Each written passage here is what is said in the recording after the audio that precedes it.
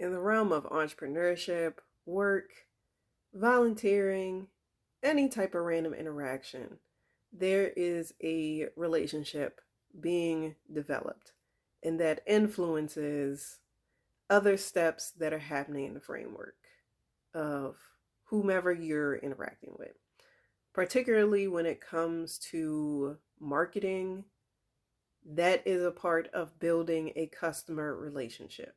That can get lost in the numbers, the metrics, building clout, and of course, the money that can be generated from the interactions that you're having online or even in person. But ultimately, what's happening there is you're getting paid because people are trusting you to solve a problem for them.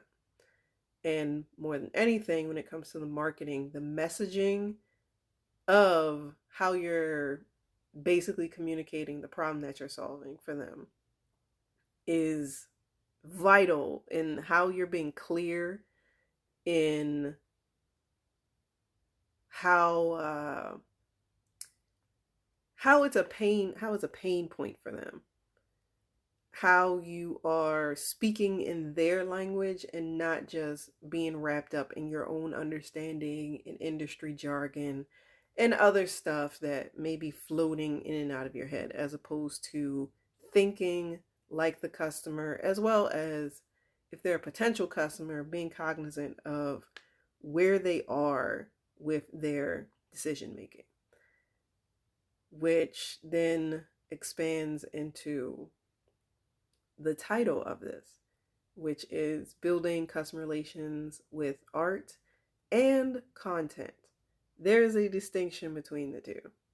So, welcome to this episode of Artsy Biz and Chill, the art business savvy segment of my podcast, The Art of Biz and Chill, where I, Melaine Io Bast, share my innovative entrepreneur insights, and I cover past, present, future of my thinking and experiences.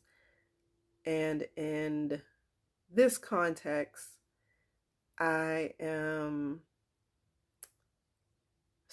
guess I've made a pivot. Like I'm still in the financial technology industry, but due to circumstances, I decided to focus on making an offer for small businesses in Maryland. And it's bringing together past experiences, past offers that I've done, and my own interests in experimenting, and how that's ultimately culminating into a service that is similar to the direction that I'm moving in with the financial tech, the Fintech industry. So, the main thing with why I'm expanding, I don't even think it's like an expansion. I feel like it's a narrowing down of focusing on small businesses in Maryland, is because they're easily accessible. They're way more accessible than like with the fintechs. It's okay, the face to face of going to networking events. And I'm in Baltimore, Maryland. As I'm on LinkedIn, most of the networking meetings are, there's one once a month. There may be more that I have to fill out in DC, but I'm not in DC. That's 50 minutes away, and I don't have a car at the moment.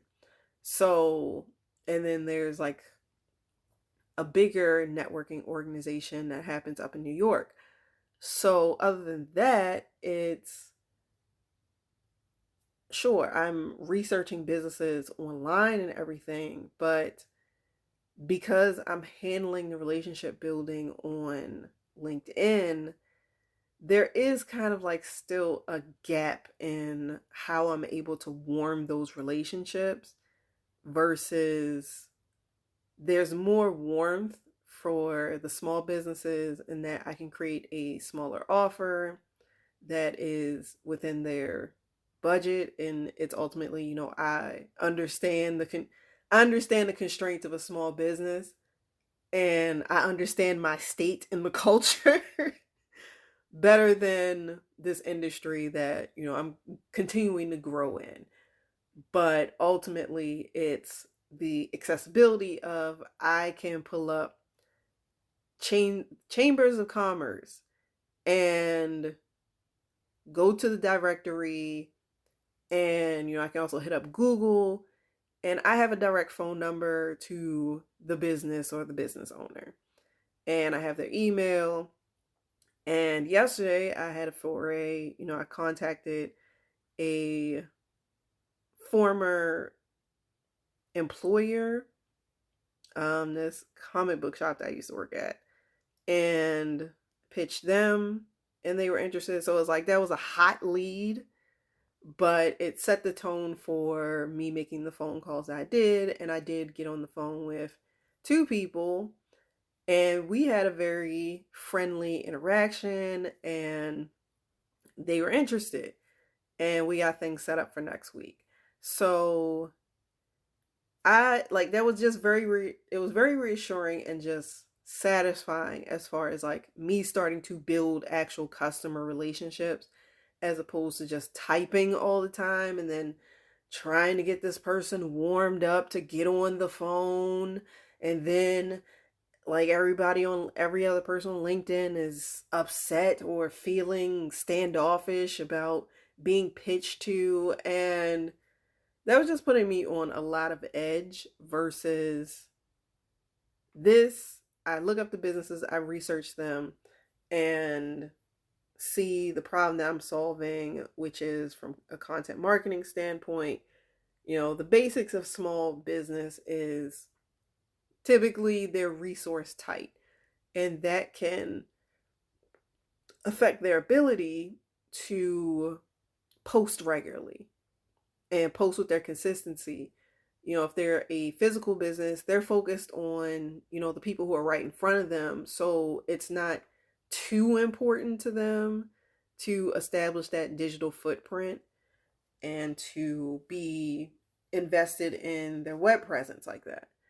But ultimately, my thing is like there there's no you don't lose anything by expanding your reputation and making it easier for more people to find out you exist. And especially if your products, your services can be offered or sent to anybody across the United States or in the world, why not expand that opportunity and create the sense of building that relationship? Because ultimately, the other aspect of that is because this person may be curious about your business, you're offering something that they can't find locally, and they could become a regular customer. We got planes, we got trains, we got buses. It's like at any point this person could decide to come visit your business, or they may have contacts that are local who are interested in the same things, and then they send their friends and their peers to you. So it's expanding the realm of the what I call the positively unexpected, that you don't really know what you're gonna get from developing a relationship with somebody, because it's not just with them, it's given the sway of things with your interactions and the value that you exchange. You are potentially getting access to their relationships, which can benefit you, and then of course you're also benefiting these individuals by what you're able to exchange. So the content that pretty much that kind of captures the value of the content. And content is designed for, again, developing those relationships. And we can get into like, yeah, there's the buyer's journey. There are people who are just searching for answers and not ready to make a purchase. There are people who are aware that they have a problem and then they come across your brand. Maybe they're still doing comparisons. And then you have people who know what they want. They have an idea that you're the one, but there may still be some factors involved while they're not making a decision yet. And then there are people who are just ready to make a buying decision. And that scale of things, I feel that some people get more focused on, yeah, you do want to get the attention of the people who are ready to just buy. But at the same time, like if you're going to be in business for a long time, maybe. If you decide a year, 2 years, 3 years, it's a lifelong endeavor. Um, the main thing is that you are looking to continue these relationships, that even when somebody buys from you, that's you want them to keep coming back to you and you want to continue cultivating that relationship, which is, in the realm of the content that I'm offering and then the content service that I'm offering, and then just how you're considering your content. It's with social media posts, if they're following you and they see your posts, they're not always going to buy every time they see you, but you get to be at the top of their mind when they're ready to make a decision, or if what you offer comes up in a conversation and then they can make it that suggestion. Or, the that girl, the queen of content is email marketing, or even text marketing, where you have more access, you have direct access as opposed to them being in contact with you on a rented platform. That's what social media is. And give or take, if they're regularly on your website, they're regularly checking their emails and their phone. So appealing to their attention and them, again, you're on their radar, you're in their orbit. Being able to send the text messages, the emails directly to them makes it, again, they're a warmer or hot lead at that point. They're, you're within one another's orbit. So it makes it easier for them to go ahead and make a purchase because they're familiar with you. They trust you. And that's ultimately what the building of relationships are and what you're looking to do with your content, which is to build trust. So where does the art element come into that? So that is more so like a thing that I wanted to touch on personally as an artist, and how I'm like, when it comes to art, it's a framework of how am I inviting people into my world, and how am I crossing the streams of art and content, because there is a distinction. There is indeed a distinction.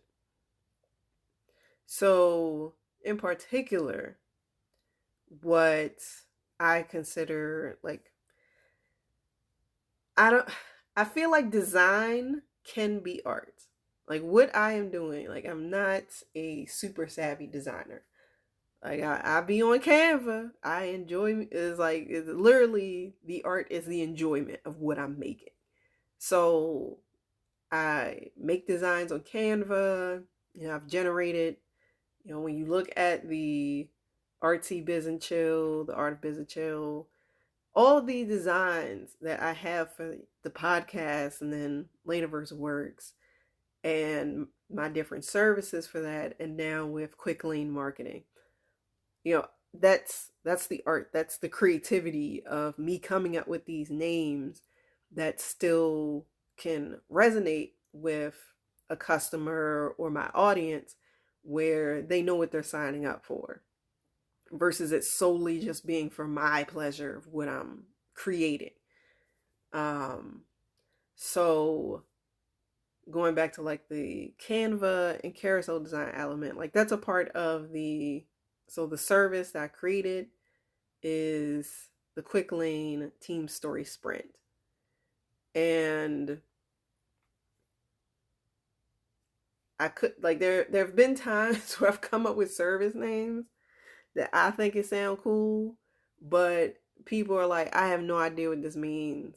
Or they, there's a curiosity there where they need clarification.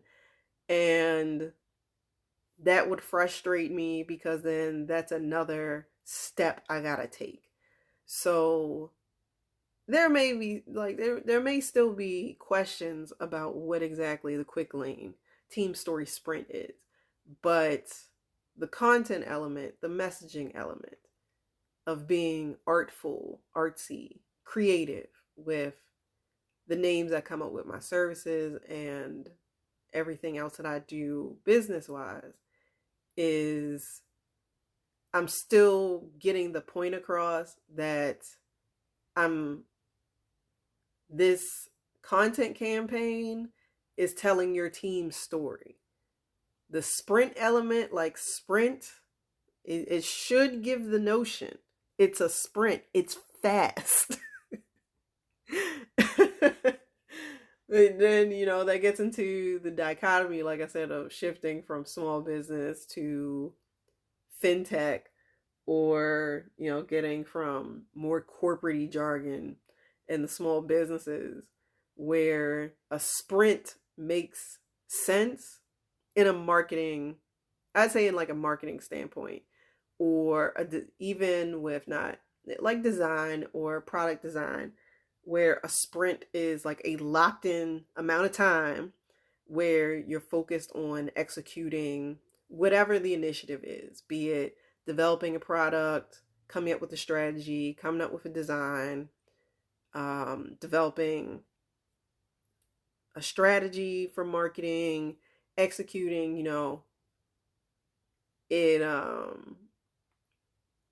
yeah, mentally, because I was starting to get mixed up with like agile, which is like a methodology for project management, where again, it's the speed that's being prioritized. So it's like it's a word for speed. So even if it's not distinctly telling you what you're getting with it, there's the inference, which I'm fine with. And, simplifying the language. One, the being creative, being artful, while also being cognizant of the messaging, of positioning myself. I position myself as a story advisor in fintech. And that may float around as to what exactly that means, but my content on LinkedIn talks about storytelling. And then I say how I am advising with storytelling. I'm creating this framework of the problem that I'm solving. Whereas I didn't bring Story Advisor to how I'm talking to these Maryland-based small businesses. I say that I am a small business marketer. It's pretty straightforward. I am a small business marketer. What else would that sound like I'm doing? I did have one woman who started talking to me about like figuring out the legal forms and whatnot of her business that she needs to like rebuild. And I'm just like, maybe you just heard small business and you didn't hear marketer, marketing. I ain't doing no legal shit, girl. Like, I guess that's just what's on your brain. But that's not what I'm saying. Not at all. I can't remember what else I had said that may have triggered that. But, again, people are in whatever their frame of mind is about specific stuff. But then that comes to the service or the segment of, it's a service brand under Laneverse Works. Quick lane marketing. It's quick. It's by lane. You could also like lane. You could play with that. It's like driving in a lane. It's fast. It's the fast lane. I could have said fast lane, but no, we did quick lane marketing. I'm doing marketing. So when we get to the team story sprint, it's I am creating a mini content campaign where I help build the framework for a team member of the small business. It could be because I didn't just want to narrow it down to the owner or management. It could be anybody in the business who is customer facing or, yeah, just customer facing or has any type of like interaction with customers. So it's showing basically the thing that I'm helping to produce the content for is how you are communicating the wins that you are providing for your customer, and from your standpoint, and potentially pulling from past content or pulling from reviews to provide that framework. So that's the long and short of that. But again, like, getting to that did require business savvy, but it required business savvy, it required, understanding the elements of content. This package includes, it starts with a video. That's not really like, I'm not making the video, the client's making the video, and then I'm pulling, I'm extracting from that to produce a blog post or information page for the website. 2 carousels based off of the video and the structure of the blog post. And then that also gives me visual elements to add to the blog post, because I'm adding designs with like banners for the title and the subheaders. And then there's the email newsletter element, which captures everything.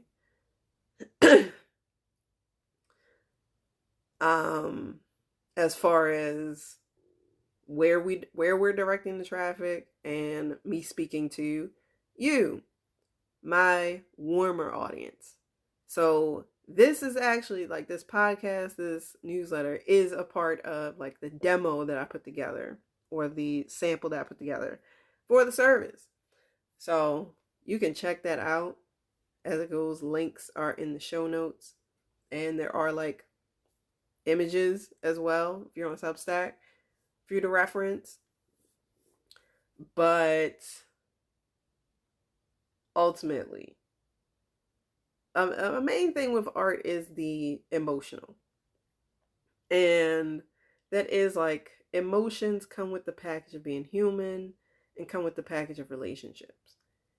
And I feel like when it comes to businesses and emotion, some people are like really guarded and feel like there's manipulation happening, when again, it's, you're building a relationship.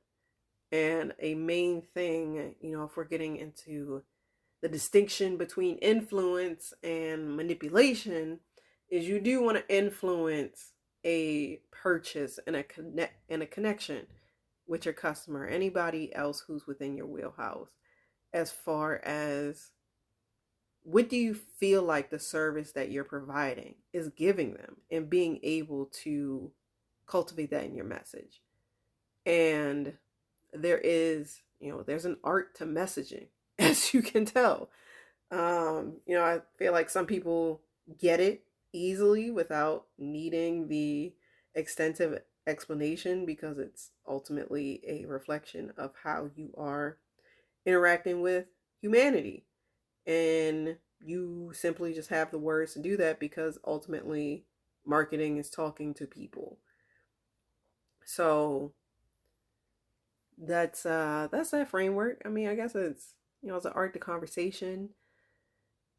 But just personally,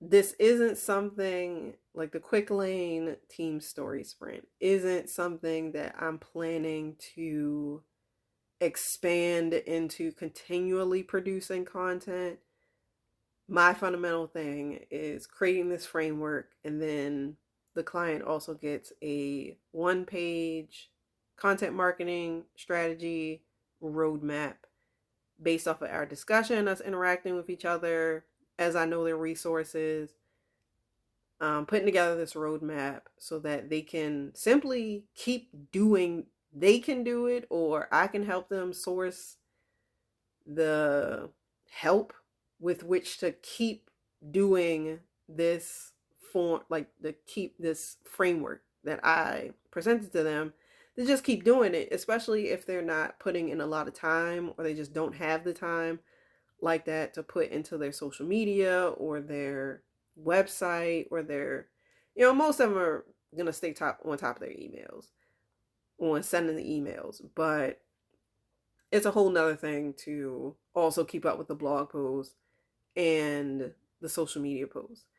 So what also makes it difficult is not having, the steps, not understanding the steps with which to do it, and then also not having the experience to speed up the process. Sure, you can use AI, but at some point, the AI is creating a rift between you and the customer, because then there's no resonance happening there. Or it's like, if you keep using AI for your visuals, everybody's visual, like it produces the same visuals. And sure, you may be a little bit more savvy, you use different photos, but everybody shit just starts looking the same. That's not what you want with your business. Like you shouldn't be taking like you can benefit from taking shortcuts, but you want to think for the long haul of eventually somebody else come along and they're not using AI. Y'all may have the same services, your customer may have a great time with you. That person may also give your customer a great time, but they may end up becoming top of mind just because your stuff is just blending in on their feed and your emails blending in because you're not putting any thought. Like there is a level of consideration to put into what you're putting in your content. It's like, again, the main distinction between content and art is that the art is coming from the individual. And whether or not an audience is being considered, there is still a genuine expression happening there. Versus with content and using AI, it's literally just it starts to become a means to an end of you chasing numbers as opposed to you wanting to put in the like you can tell when somebody's putting in an effort with the relationship. When the effort starts to decline, the relationship typically starts to decline as well. So that should be a thought process as far as, AI has its place as a tool, but not solely just chucking everything off to the AI to handle and creating that rift between you and the customer, or just your customer gradually just losing interest or forgetting about you, or they just don't care about what you're doing. And you just putting the stuff out. It's not leading to much of anything because it's also that ultimately just ends up being a waste of your time because there's nothing remarkable happening. And again, you just end up blending in. So that's a wrap for this episode. The blog demo or the quick lane sprint demo that I put together, you want to check that out, that's on the website. Again, show notes. The blog posts, it more so, I guess I just don't have time to make another. At the moment, I don't have time to make like another blog post, get into like the relationship element. So really, I was breaking down how the value of the content marketing, how it works, but it's a sign of sifting through and just having your framework together with executing things.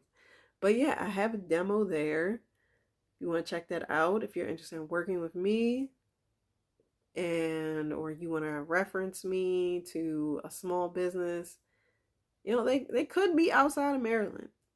So, you could be at the start of your entrepreneurship journey and you need some help that's within your budget.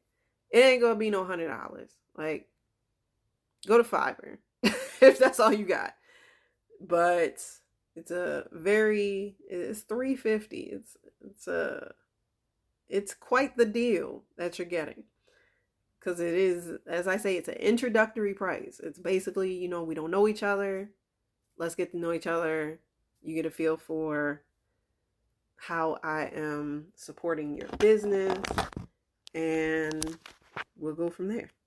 So if you're interested in that, you can go to the Quick Lane marketing services link. Check out the breakdown there. You can book a 20-minute call with me, or if you know this is just what you want, you've reviewed everything, you're just feeling like this is going to work for you, you can also just book a onboarding call, which will start off the process. You'll get an intake form to help prepare for the onboarding call. That's an hour. So that basically just sets the framework for me getting straight on, what story you're telling. And, if you need some coaching with the video, we can get all that squared away so that once I start producing the content, I can send it to you.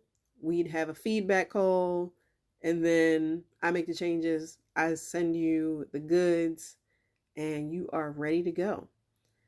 So I will catch you in the next one. Every episode of The Art of Business Chill is on Wednesdays and Fridays. We're now on Spotify, or I'm now on Spotify, Apple, working on getting on YouTube, podcast, and be sure to subscribe to the Substack to stay directly in the loop as well. If you got a lot of value from this, you can also go to the donate link and send some ducats my way. Send some ducats my way. Or, just hire me. So there's that. In any case, I will catch you in the next one. Thank you for your time, your care, your attention.